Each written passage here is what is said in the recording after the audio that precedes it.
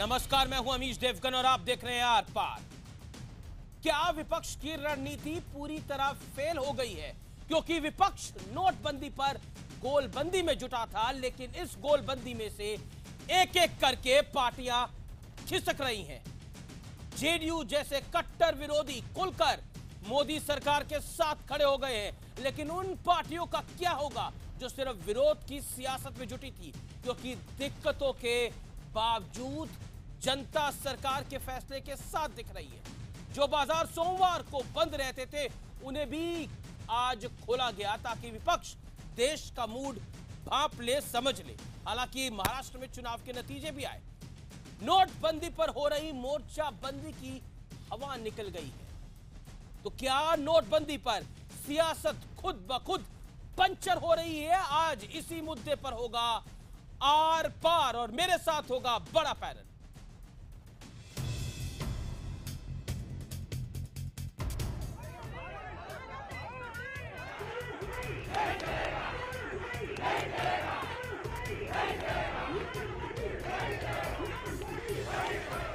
एक तरफ सरकार, एक तरफ हम सब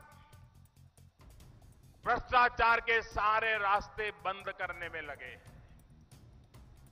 काले धन के सारे रास्ते बंद करने में लगे हैं और दूसरी तरफ भारत बंद करने में लगे हैं। नोटबंदी पर हंगामे के बीच विपक्ष बिखर गया है। नोटबंदी पर मोर्चाबंदी बेअसर हो गई है, क्योंकि वाम दलों के भारत बंद से ज्यादातर पार्टियां दूर रहीं और बिखराव अब साफ दिख रहा है। कौन कहता बेफिक्री है? विपक्ष पूरी तरह united, completely united. Ram Gopal ji तो अभी बताया आपने, वी आर ऑल टुगेदर। क्या राम गोपाल जी? All together. अलग अलग पार्टी का अलग अलग प्रोग्राम हो सकता है, वो तो हो ही सकता है, बट फोकस एक ही है। इस बयान के बाद कुछ कहने की जरूरत नहीं, लेकिन हम साथ साथ हैं ये दिखाने की विपक्ष की कोशिशें जारी हैं। 70 से लोग ज्यादा मर गए हैं, कम से कम 1200 घायल हो गए। तो इसीलिए ये जरूरी है कि आप एडजमेंट मोशन को अलाउ करो। हम आपके सामने सारी चीजें रखेंगे और उस वक्त मालूम होगा क्या मोदी साहब सच है, क्या हम सच है। प्रॉपर्टी के अंदर कैश खूब प्रॉपर्टी कैश में बिक रही है, तो काला धन जो था वो भी 10 गुना बढ़ गया। काले धन का जनरेशन अब तो 2-2 हजार के नोट की ब्लैक हो रही है। आक्रोश जनता की समस्याओं को लेकर के हमारे दिल में भी है, लेकिन सड़क पर हम उसका हिस्सा नहीं बनेंगे। इसलिए हमारी पार्टी ने उससे दूर रहने का फैसला किया। सवाल यह है कि क्या जनभावना के आगे विपक्ष की मोर्चाबंदी टूट गई है? काला धन बंद है, देश खुला हुआ है सर, देश खुला हुआ है। ये दिल्ली का पांडव नगर बाजार है। आमतौर पर सोमवार के दिन ये बाजार बंद रहता है, लेकिन यहाँ के दुकानदारों ने आज बाजार खोलकर विपक्ष को ये संदेश दे दिया कि वो नोटबंदी पर पीएम मोदी के साथ है।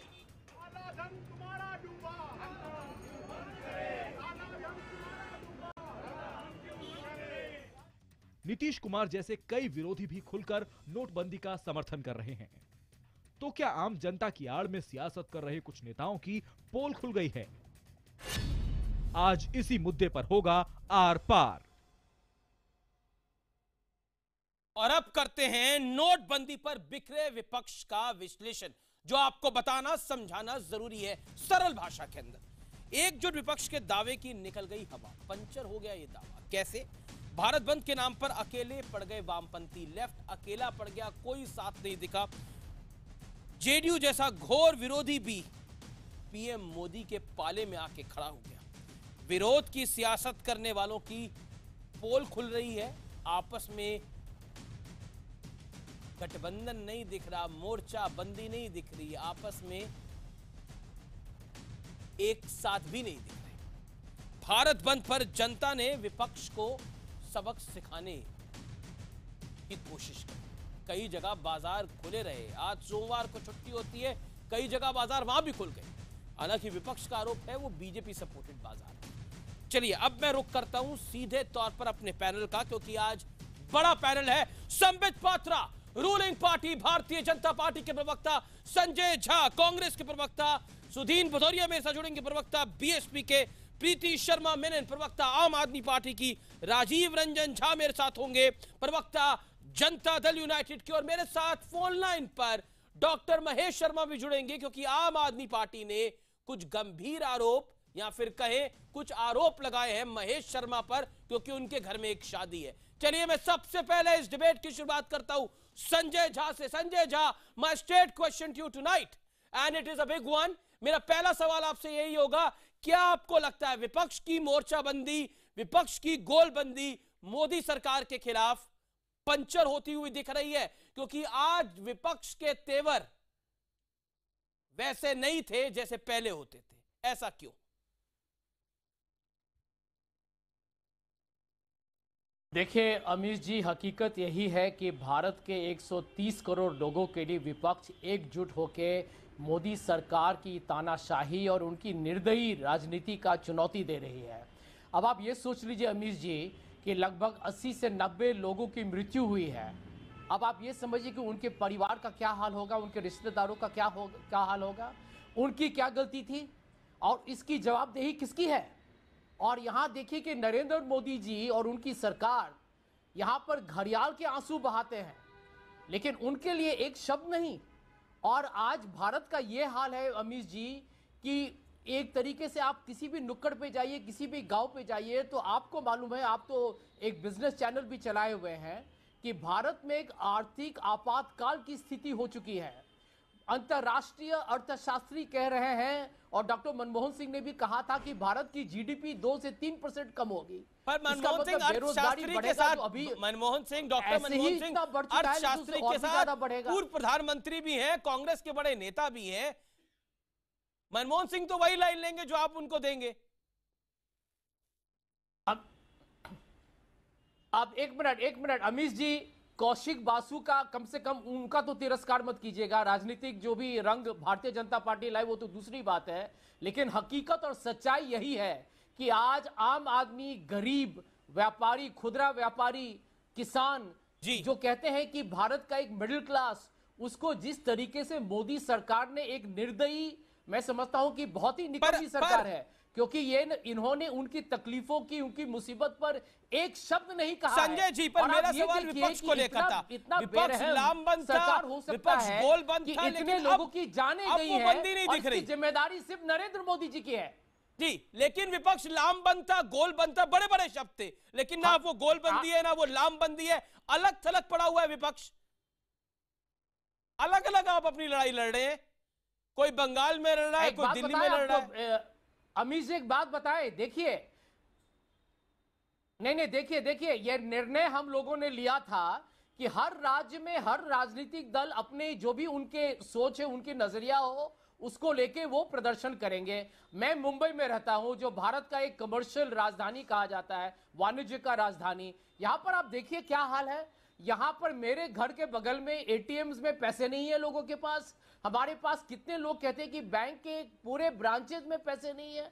अब भारत का हर आदमी जो एक क्यू में खड़ा है, मोदी जी कहते हैं ये गुनहगार है, ये जो है ये काला धन का भ्रष्टाचारी है। मैं जवाब ले लेता हूं। इस तरीके का आरोप लगा रहे हैं। और जो लोग बड़े बड़े मगरमच्छ है, वो लोग तो लंदन में बैठे हुए, जैसे छोटा मोदी, ललित मोदी, उनका तो पूरा पैसा विदेश में लगा हुआ है। उनकी पूरी संपत्ति तो विदेश में बैठी हुई है। Very first question, Congress gets attacking. Okay Sanjay Jha, you made your point. Sanjay Jha, you made your point. लेकिन मैं एक फैक्ट डिनोट करना चाहता हूं, नोटों पर, 500 और 1000 के नोट पर एक जरूरी जानकारी देना चाहता हूं। संजय झा, आपको भी ये जानकारी सुननी चाहिए। 500 रुपए के 1/3 नोट सर्कुलेशन में नहीं थे जब ये नोट बैन हुआ। 1000 रुपए के 2/3 नोट सर्कुलेशन में नहीं थे जब ये नोट बैन हुआ। ये सूत्रों के हवाले से खबर है, आरबीआई के सूत्रों के हवाले से खबर है। ये नोट नहीं थे, ये नोट कहां थे, किसके गोदाम में बंद थे, कहां होर्डेड थे? ये सवाल सोचने वाला है। जो हम बार बार नोटों की दुहाई दे रहे हैं कि नोट मार्केट से कब हो गए। 1000 रुपए के 2/3 नोट और 500 के 1/3 नोट सिस्टम में काम नहीं कर रहे थे। Sanjay Jha, you made your point sir. मैं सीधा संबित पात्रा का रुख करता हूं। संबित पात्रा, क्या आपको लगता है आम आदमी के नाम पर जो गाड़ी चलाने की विपक्ष कोशिश कर रहा है, जिस गाड़ी से आपको नुकसान पहुंचाने की कोशिश कर रहा है, उस पर आप क्या कहते हैं? क्योंकि प्रधानमंत्री तो कल ही बोल चुके हैं हम भ्रष्टाचार बंद कर रहे हैं और ये भारत बंद कर रहे हैं। What is your take Sambit Patra? Quick reaction Sambit. देखिए अमीश जी, मुझे ना तो बहुत चिल्लाने की और ना बहुत बौखलाहट दिखाने की आवश्यकता है जी। बड़े शांति से पहले तो मैं आपके चैनल के माध्यम से जनता जनार्दन का चरण स्पर्श करता हूं, उनको सैल्यूट करता हूं। संबित हाँ, उनको दिक्कत हो रही है, मगर दिक्कत के बावजूद भी इंटरवीन करना पड़ेगा, मुझे रोकना पड़ेगा आपको संबित, मुझे रोकना पड़ेगा क्योंकि इस समय डॉक्टर महेश शर्मा मेरे साथ फोन लाइन पर है और आम आदमी पार्टी के सर्वे सर्वा अरविंद केजरीवाल ने एक बड़ा आरोप उन पर लगाया है। वो अपने बेटे की शादी, हालांकि उन्होंने बेटी बोला लेकिन उनके बेटे की शादी है, कैसे कर रहे हैं? Doctor Mahesh Sharma first time आप टेलीविजन पर रिएक्ट कर रहे हैं, ट्विटर पर आपने रिएक्ट करा है, आप क्या कहना चाहते हैं अरविंद केजरीवाल और उनकी पार्टी को? He is getting too personal. ये शादी ब्याह पारिवारिक रिश्ते हैं, ये मैं समझता हूँ इसमें कोई जवाब देने की जरूरत नहीं है, लेकिन केजरीवाल जी को ये जानना चाहिए कि वो एक जिम्मेदार पद पर, मुख्यमंत्री के पद पर सुशोभित हैं। उस पद की गरिमा का ख्याल रखते हुए मैं समझता हूँ कि उन्हें हक है ये जानने का, एक लोकतांत्रिक देश में, कि मैं बताना चाहता हूँ कि शादी के अंदर एक एक पैसा बैंक अकाउंट के थ्रू खर्च होगा। शादी के अंदर बिना दहेज के हमने 1 रुपए लेकर ये शादी की है। तो हमारी होने वाली बहू अपने आप में हमारी जो डॉक्टर है, और मैं समझता हूँ जो विषय उन्होंने उठाए वो उनकी कोई प्रासंगिकता नहीं है। जिन्होंने 2.5 लाख रुपए की रकम का कहा है, 2.5 लाख रुपए किसने कहा कि 2.5 लाख रुपए खर्च करने की सीमा नहीं, बैंक से निकालने की सीमा है। दूसरा जो उन्होंने कहा है, तो मैं समझता हूँ एक एक पैसा उसका खर्च बैंक के थ्रू किया गया है और वो जानने का उन्हें हक है। लेकिन इस तरह से इस शादी ब्याह के रिश्तों को इस तरह से उन्हें ट्वीट कर वो एक सस्ती लोकप्रियता लेना चाहते, वो शायद उनकी आदत बन चुकी है। मैं समझता हूँ कि सस्ती लोकप्रियता के लिए वो कुछ ना कुछ कभी ये भी भूल जाते हैं कि कभी मुझे मंत्री होने के नाते शायद हम लोगों को किसी तरह के आंदोलनों में शामिल नहीं होना, सब चीजों को मैं समझता हूँ वो इन लक्ष्मण रेखाओं को भी लांघ जाते हैं। अब देश की जनता, दिल्ली की जनता पहचान चुकी है कि जी शुक्रिया डॉक्टर महेश शर्मा आपका अपना रिएक्शन देने के लिए। डॉक्टर महेश शर्मा हमारे साथ लाइव और एक्सक्लूसिव थे। संबित पात्रा, मैं आपकी बात आता हूँ, प्लीज गो अहेड।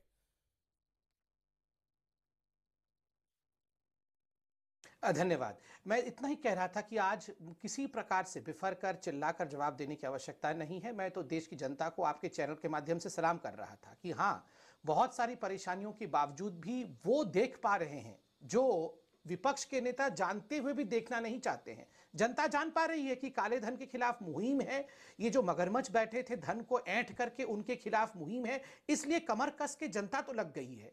मगर आप बौखलाहट देखिए विपक्ष पार्टी की, और ये बौखलाहट ऐसी ही नहीं है। अभी आपने जो आंकड़े बताए कि बहुत सारे, मैं तो आंकड़े नहीं जानता, मगर आपके जो भी सोर्सेज हैं, जो आरबीआई के सोर्स आप कह रहे हैं कि बहुत बड़े मात्रा में 1000 और 500 के रूप सर्कुलेशन में नहीं थे, वो कहां थे?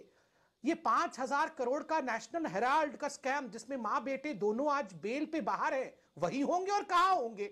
आप बताइए, 5000 करोड़ कोई छोटा रकम तो नहीं है, तो स्वाभाविक है जब 5000 करोड़ का रकम बेकार हो जाता है तो बहुत जमीन खरीदे हैं अमित शाह ने बिहार में और पूरे देश में बहुत से पैसे को खर्च लगाया है। मैं आपको बीच में नहीं बोल रहा था, मैं आपकी तकलीफ समझ पा रहा हूं। थोड़ा सा देखिए, आपकी तकलीफ में मैं आपकी तकलीफ समझ रहा हूं, मैं जवाब दे दूंगा सब कुछ, मगर आप बीच में प्लीज मत जरा बयानबाजी बंद कीजिए, मुद्दे पर बात कीजिए। नहीं, ठीक है, वो ठीक है। आप थोड़ा सा ऐसे ड्रामेटिक होके मेरे बीच में बात कर रहा हूं, सांस लीजिए, बैठिए। झूठ मत बोलिए।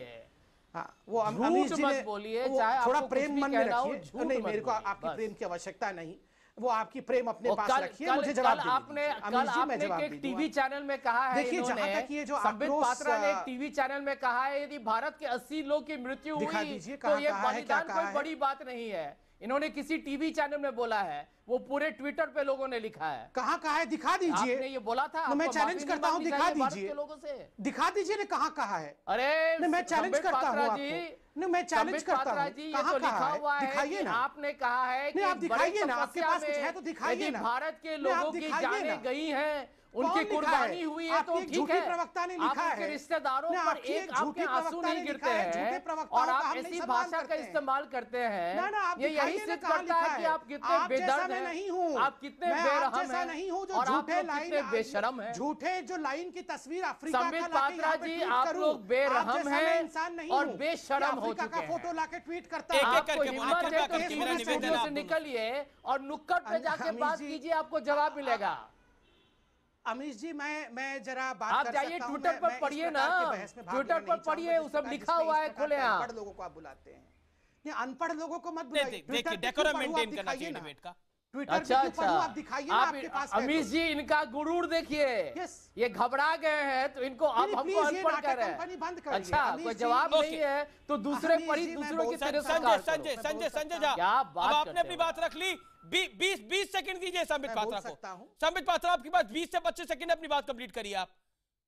25 तो उनको बोलिए जरा गलत बात न करने के लिए। आपका जब समय आएगा काउंटर करिएगा, आप पूरी तरह से काउंटर करेगा, लेकिन संबित पात्रा क्विक रिएक्शन। संबित पात्रा नहीं हो सकता है। देखिए संजय झा वो इंसान है जिसने षड्यंत्र के नाते अफ्रीका के फोटो को ट्वीट करके हिंदुस्तान में दंगा भड़काने की कोशिश की, मगर फिर भी संजय झा एक्सपोज हुए। केवल संजय झा ही नहीं, पूरी कांग्रेस पार्टी, मनीष तिवारी और आपको याद है और इस प्रकार के लोगों ने जेएनयू के पिक्चर को दिखाया था अपने पूरी तरह से, जेएनयू के पिक्चर, मगर हिंदुस्तान की जनता, कौन सा पिक्चर था जो आपने अपने वो प्रूव हो गया कि वो सच्चा था, वो प्रूव हो गया कि वो सच्चा था। आपको याद है कौन बैठा था ऐसे? वो प्रूव हो गया कि वो सच्चा था। बाय द वे सर, वो प्रूव हो गया कि वो सच्चा था। झूठ आपने बोला, वो प्रूव हो गया वो सच्चा था। आपको पता है, ही बैठे थे टीवी स्टूडियो के सामने, वो प्रूव हो गया कि जो इंडिया न्यूज ने और न्यूज नेक्स्ट ने दिखाया था और जी न्यूज ने दिखाया था वो सच्चा था। कुछ शर्म है? वो सच्चा था, याद है? कुछ शर्म है? नहीं देखिए वो डिबेट पे रहे।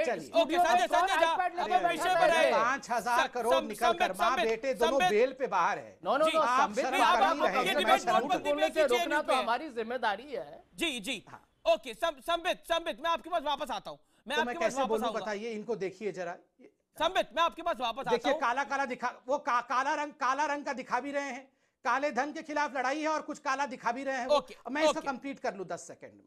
मैं सिर्फ इतना काले धन नहीं है भैया, ये रंग थोड़ा ब्लू है। जनता खुद इस जरा आप देखिए संजय झा, ऐसे बहस नहीं हो पाएगी। आपने अपनी बात रख ली। अब आपको 10 सेकंड देने पड़ेंगे संबित पात्रा को, 10 से 15 सेकंड। वो अपनी बात कह रहे, फिर आप रिएक्ट करेगा। संबित पात्रा 15 सेकंड।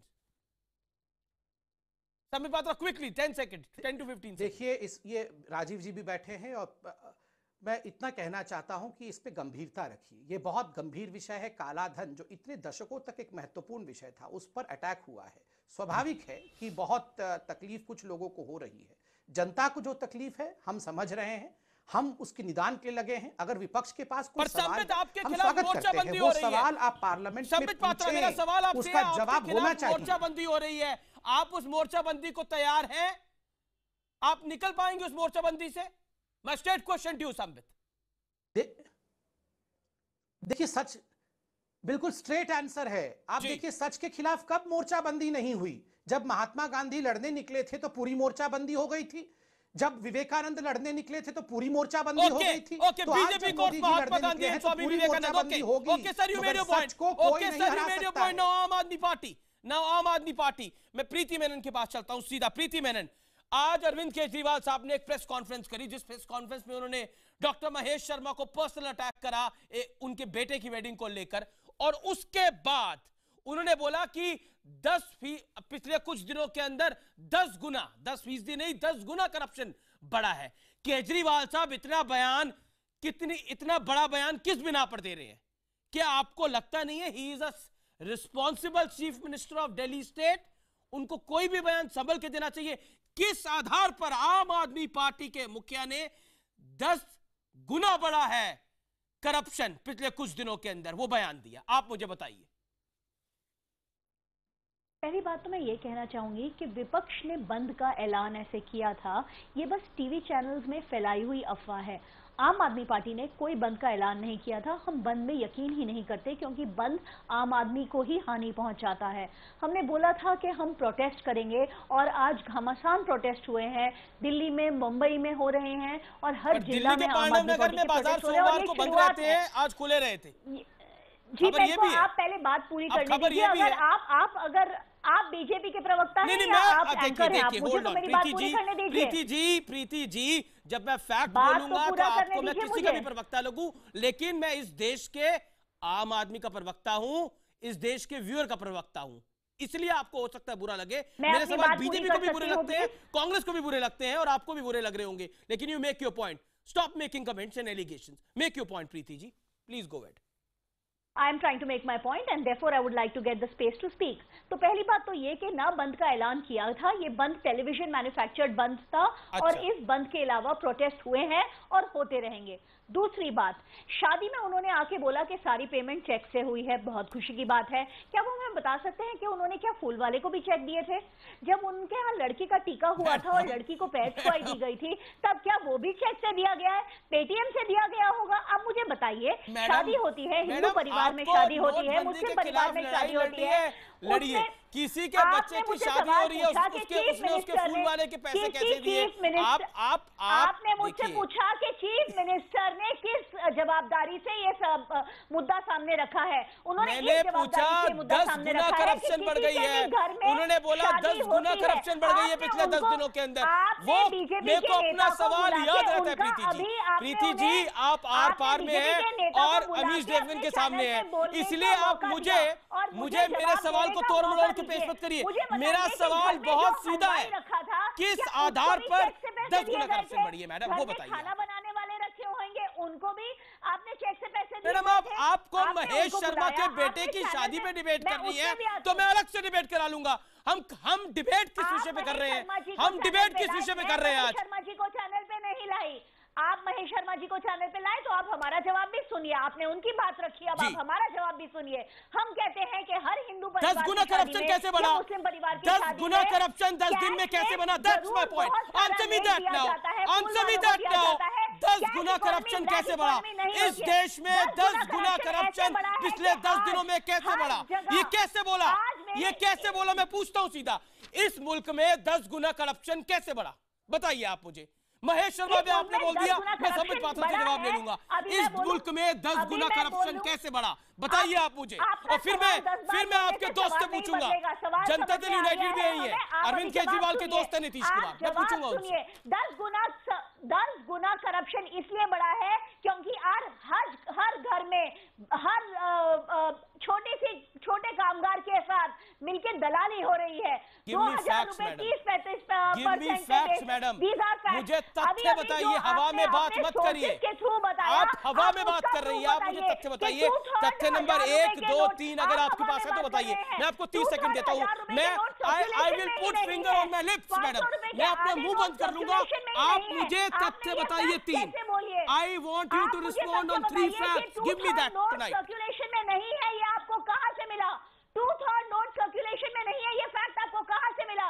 जबकि सारी सरकारी एजेंसीज ने कहा है कि ब्लैक मनी बस 6% कैश में है, बाकी सारा ब्लैक मनी है लैंड में, गोल्ड में, सिल्वर में, फॉरेन अकाउंट्स में। आपने कैसे बोल दिया कि 2/3 कैश जो इस देश में है वो सर्कुलेशन में ही नहीं है? 2000 के नोट के बारे में कुछ बोले नहीं मैडम। होने के नाते मैडम 1000 के बारे में बोला, आपने बोला 1000 के नोट और 500 रुपए के नोट 2/3 सर्कुलेशन में ही नहीं है। 1000 के नोट नहीं है, से मिला है। ये कैसी सोर्सेज है?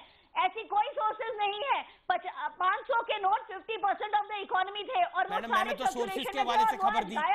मैंने आप मुझे बताइए प्रीति जी, आप देखिए now Preeti ji, let's be reasonable. आपके पास फैक्ट नहीं है प्रीति जी। मैंने आपको 2 मिनट दिए बोलने के इस विषय के ऊपर और पिछले 5 मिनट से हम आपसे बात कर रहे हैं। आपके पास एक फैक्ट नहीं था कि 10 दिन में 10 गुना करप्शन बढ़ी है। आपके साथी है जेडीयू, आपके साथी नहीं है, आपके दोस्त है जेडीयू। मैडम देखिए, अगर बहस ऐसे आपको करनी है प्रीति जी। बड़े से बड़े बिजनेसमैन पैसे कन्वर्ट कर रहा है 35% देके। आप लोगों ने ब्लैक मनी का रैकेट खोल दिया है इस देश में। आप तो स्टिंग ऑपरेशन के एक्सपर्ट हैं, कई 10-15 स्टिंग ऑपरेशन ऐसे करा दीजिए, हम चला देंगे मैडम। चलाइए, बड़े बड़े बिजनेसमैन की आप बात कर रही हैं। आप 10-15 स्टिंग ऑपरेशन करवा दीजिए और मेरे को टेप भेज दीजिए, फिर मैं चला दूंगा इसी आर पार में, आर पार कर लेंगे उस बात के ऊपर। प्रीति जी देखिए, ऑल ड्यू रिस्पेक्ट मैडम, चलाइए जहां पे मौतें हुई हैं। Preeti Menon, you made your point. Preeti Menon, you made your point. I have heard you madam, viewers have also heard you madam, you made your point. Now you have a perspective, you made that. मैं रुक करता हूं। नीतीश कुमार, अरविंद केजरीवाल और नीतीश कुमार की tuning बहुत शानदार है और नीतीश कुमार काले धन की इस लड़ाई में नरेंद्र मोदी के साथ खड़े हुए दिख रहे हैं, जो साफ दिखाई देता है अभी, जो हमारे को खबरों में दिखाई देता है। आज मेरे साथ जेडीयू के प्रवक्ता बैठे हुए हैं राजीव रंजन जी, मैं उनसे जान लेता हूं। राजीव रंजन जी, इस विषय पर आपका स्टैंड क्या है और क्या आपको लगता है आक्रोश जरूरी है, ये देश के खिलाफ करा है जो कुछ हुआ है, आपकी इस पर राय क्या है? मैं आपसे जानना चाहता हूं। एक बात बिल्कुल साफ है, आर्थिक सुधारों की एक बड़ी पृष्ठभूमि तैयार हो रही है।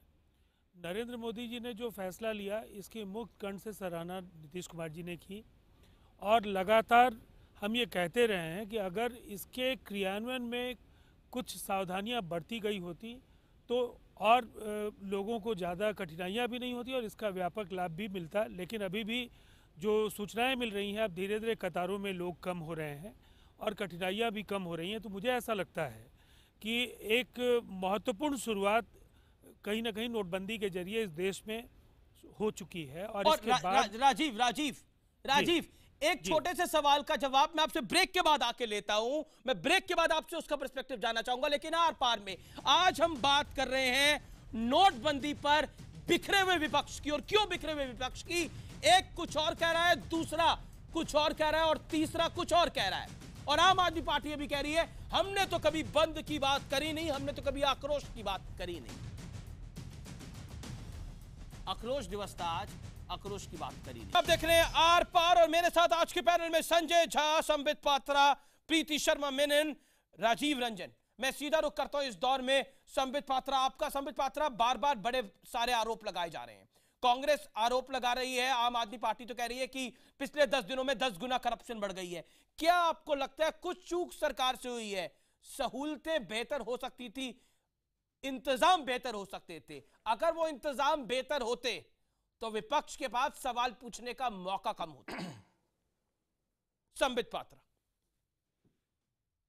देखिए पहले तो मैं आम आदमी पार्टी का जवाब देना चाहूंगा। मैं बड़े ध्यान से सुन रहा था कि महेश शर्मा जी के बेटे के शादी के फूल वाले का हिसाब अभी प्रीति जी मांग रही थी कि फूल वाले ने कितना लिया।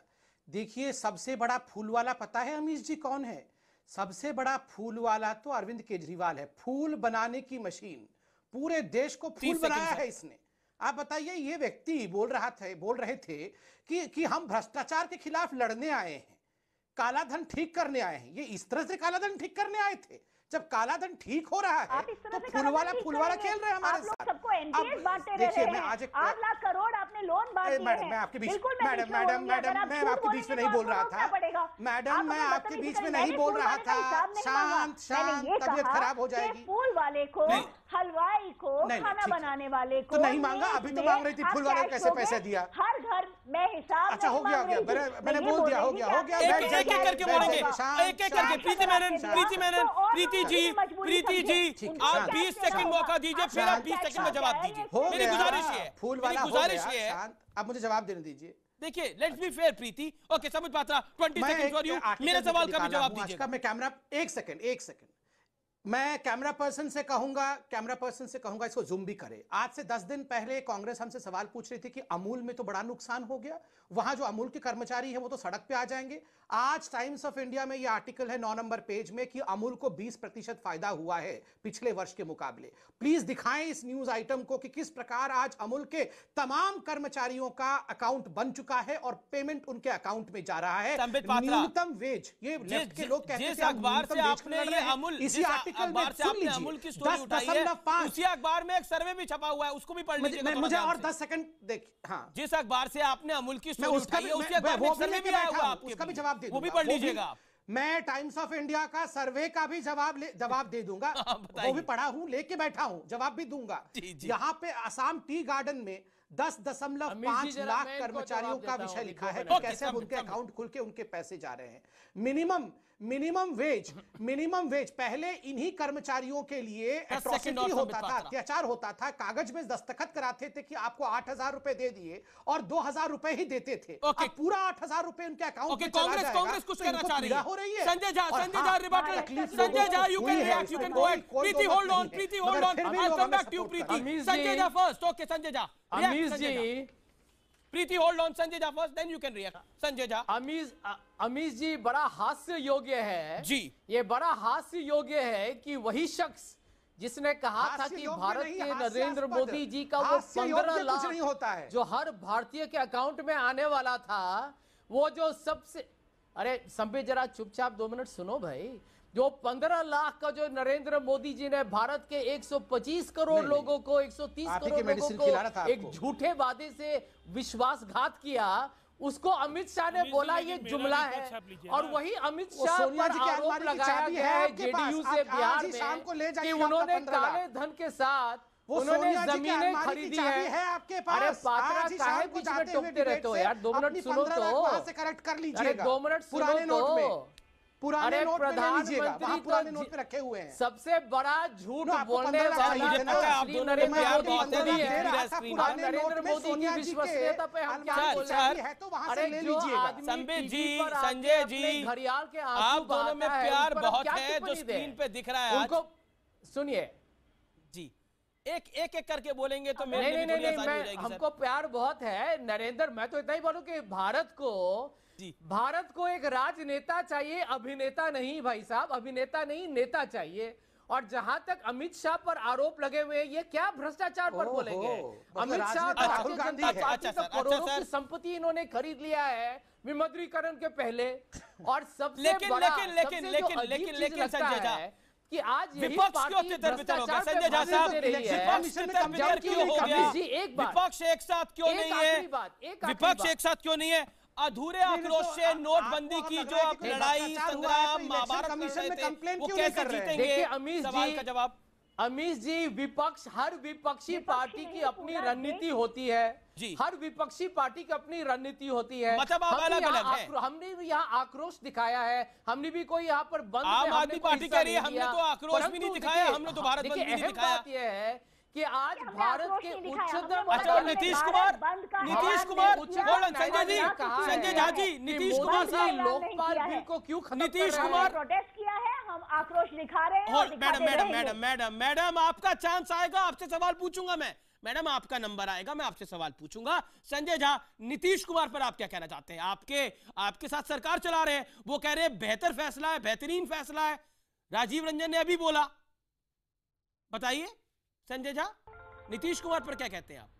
देखिए, मैं नीतीश कुमार जी के प्रवक्ता वहां बैठे हुए हैं, लेकिन नीतीश कुमार जी की पार्टी ने तो आरोप लगाया है अमित शाह पर कि उन्होंने काले धन के साथ बिहार में जमीन खरीदी है। तो इसका भी बात राजीव रंजन जी शायद जवाब देंगे। लेकिन मैं आपके दर्शकों को यह बताना चाहूंगा कि भारत नीतीश कुमार ने आरोप लगाया या कांग्रेस पार्टी ने आरोप लगाया? मैं जान लेता हूं कि मैं राजीव रंजन का रुख करता हूं। राजीव रंजन, क्या आपके पास ऐसी कोई जानकारी है कि भारतीय देखिए एक खबर आई हुई है, ये खबर हमने भी चलाई है, क्या आपके पास कोई बड़ी जानकारी है, कोई बड़ा खुलासा है कि बीजेपी ने ऐसी कोई जमीन खरीदी है? आपके पास कुछ तथ्य हैं तो आप सामने रखें। और दूसरी बात, आपको लगता है 10 गुना करप्शन बढ़ गया जो आम आदमी पार्टी बार बार लाइन ले रही है? ओवर टू यू राजीव जी।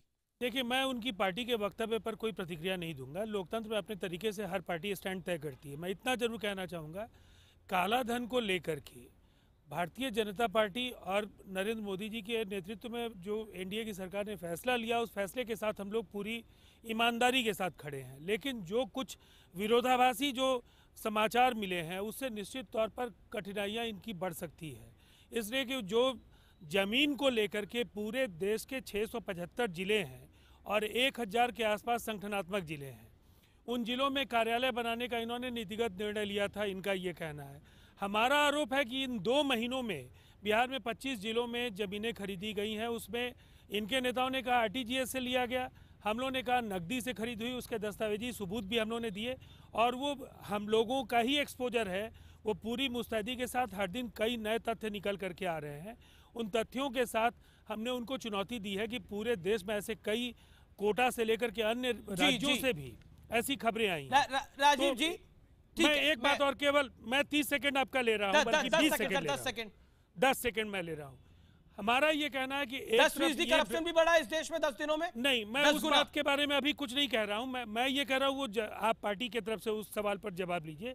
हमारा ये कहना जो परसेप्शन का सवाल है, जनार्दन रेड्डी की बेटी की शादी में जो बेशुमार धन का प्रदर्शन हुआ है, और दूसरी तरफ महेश शर्मा पर जो आरोप है, ये गंभीर इसलिए है कि इस देश में महात्मा गांधी ने लंगोट इसलिए पहनी थी कि लोगों के पास वस्त्र नहीं थे। अगर कतारों में खड़े लोगों के साथ आपको जुड़ना है तो सादगी के साथ ये सारे कार्य भी किए ओके राजीव जी, आपने अपनी बात रख ली, आपने अपनी बात रख ली। अब मैं प्रीति मेनन का रुख करता हूँ। Hold on sir, hold on. Preeti Menon, मैं आपसे एक सवाल जवाब जानना चाहता हूँ। अब तमाम विषय उठा रही हैं, तमाम बातें उठा रही हैं, लेकिन आपको लगता नहीं है कि जब विपक्ष अधूरे मन से नोटबंदी की लड़ाई लड़ेगा तो फिर, और जनता का साथ भी नहीं मिलेगा तो फिर जाएगा कहां विपक्ष? यहाँ देश की जनता का मूड विपक्ष नहीं समझ रहा, या आप समझ गया इसलिए पीछे हट रहा है, इसीलिए विरोध पंचर हो रहा है, ऐसी बात है? मैं आपको बताना चाहती हूँ कि देश की जनता में आक्रोश दिन पे दिन बढ़ता जा रहा है। अभी तो ये शुरुआत है, ये बढ़कर बहुत सामने आने वाला है। जैसे जैसे बातें खुल के आ रही हैं, जैसे रेड्डी की शादी, शर्मा जी के घर में शादी, जैसे बीजेपी ने अपने खातों में पैसे भरा, रेड्डी साहब ने अपनी शादी में 5 करोड़ रुपए लगाए, उनके इनकम टैक्स का छापा बढ़ गया। अब महेश शर्मा के घर में शादी है तो शादी किसी पर आरोप नहीं हो सकता। छापा कन्वीनियंटली बस उनके कुछ ऑफिसेज में पड़ा, उनके किसी घर पे इनकम टैक्स का ये आधा अधूरी इंक्वायरी थी। तो आप प्लीज ये कवर अप इंक्वायरी को आप एक्सक्यूज लेके मत। मैंने आपसे एक सवाल पूछा कि इतनी अधूरी लड़ाई से आप कैसे जीतेंगे, उसका जवाब आपके पास नहीं था। और अब कंक्लूजन, विंटर सेशन में अब तक लोकसभा में सिर्फ 11% काम हुआ है और राज्यसभा में 27%, और विपक्ष और सरकार के बीच में खूब झगड़ा चल रहा है संसद के अंदर, और विपक्ष का आक्रोश चल रहा है संसद के बाहर। लेकिन आक्रोश तो इस देश की जनता को होना चाहिए जिसके पैसों से संसद चलती है, और उसके लिए कोई बड़ा फैसला नहीं हो रहा। इंटरेस्टिंग बात तो ये है। चलिए, आक्रोश दिवस भी बन गया और सरकार ने अपनी बात भी रख ली और विपक्ष ने भी अपनी बात रख ली। अब कृपया करके इस देश के आम आदमी के लिए संसद तो जरूर चले, जो सरकार की भी उतनी जिम्मेदारी है जितनी विपक्ष की, ज्यादा सरकार की। फिलहाल इस प्रोग्राम में इतना ही।